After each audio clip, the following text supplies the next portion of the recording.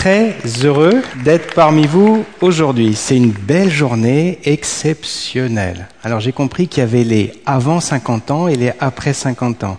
J'ai bien dépassé les 50 ans depuis 3 ans, donc tout va bien. En pratique, on a vu des présentations lumineuses, pétillantes d'intelligence. On va essayer de glisser un peu dans cet esprit-là. Alors en pratique, nous on va se fixer sur le déplacement orthodontique. Bon, alors le déplacement orthodontique, franchement, c'est connu depuis très longtemps.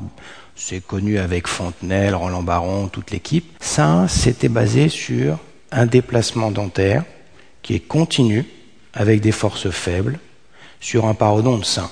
La révolution, elle est venue par deux entrées. D'abord, le matériel a considérablement évolué. Alors, il a évolué comment ? Il a évolué parce qu'il s'est de plus en plus adapté aux déplacements dentaires que l'on voulait faire.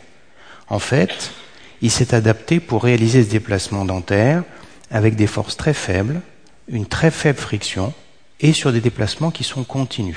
En technique externe, avec l'apparition des autoligaturants et en technique interne linguale avec de la basse friction et ces fameux fils super élastiques. Et puis, il y a tout le versant des aligneurs qui a beaucoup développé les matériaux pour réaliser ces mouvements.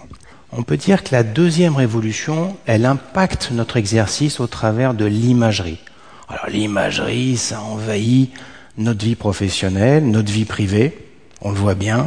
Et en fait, cette imagerie qui a impacté notre vie, on va dire qu'il y a deux entrées. Il y a les empreintes optiques avec les setups, et puis il y a le versant imagerie radiologique avec le cone beam, qui change considérablement notre vision des anomalies, de leur suivi, et de la façon dont on traite nos patients.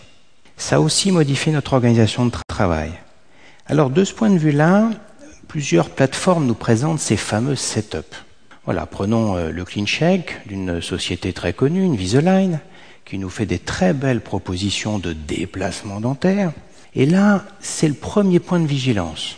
C'est-à-dire que ces déplacements qui sont magiques à l'écran, on se dit « waouh !»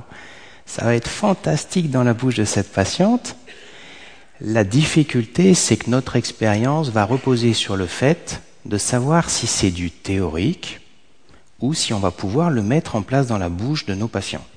Et ça, l'expérience, c'est le joli nom qu'on donne à ces erreurs. On apprend vite qu'il y a parfois un peu de décalage entre ce qui nous est montré là et la pratique quotidienne.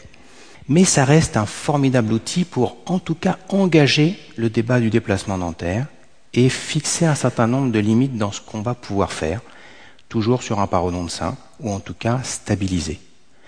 Et c'est un bel outil pour, entre guillemets, communiquer avec nos patients. C'est un fantastique outil de communication. Alors à côté de ça, d'autres plateformes existent, mais là, un deuxième point de vigilance. C'est à nous de décider où l'on veut mettre la dent. Ça, c'est vraiment un élément qui est très important. On a la main sur l'endroit où on veut placer les dents. Alors, notre bureau virtuel, il a beaucoup changé. On voit maintenant, on a nos setups, on voit la fin, on va voir le début, on analyse l'occlusion, on voit ce qui est faisable, l'œil de l'expert, on bouge la dent, on a la souris en main, on décide de l'endroit où on veut la mettre exactement, on revoit le avant, après, tout est virtuel. On va se décaler sur le côté, on va se dire très bien, je mets mes bagues, je mets mes fils, tout est parfait.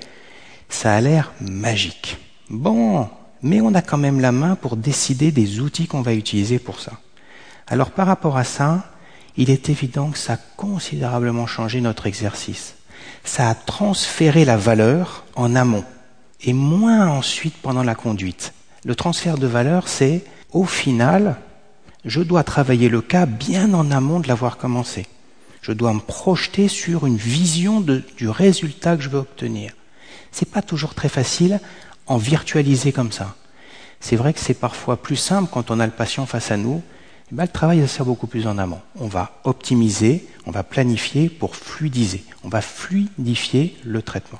Alors, l'autre point qui va apparaître très vite, c'est qu'on est tous dans cette salle des maniaques.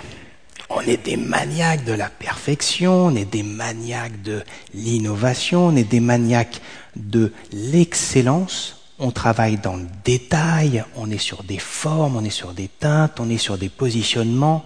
On n'a jamais fini nos traitements. Hein. C'est vrai qu'à chaque fois qu'on les voit, on se dit « Tiens, j'aurais pu faire un petit peu mieux à cet endroit-là. » Bon, mais ce qui est très important dans ce point de vigilance, c'est que tous ces détails-là doivent être anticipés si on veut qu'au fauteuil, le traitement soit fluide pour le patient. Donc tous ces détails doivent être entre guillemets planifiés au départ.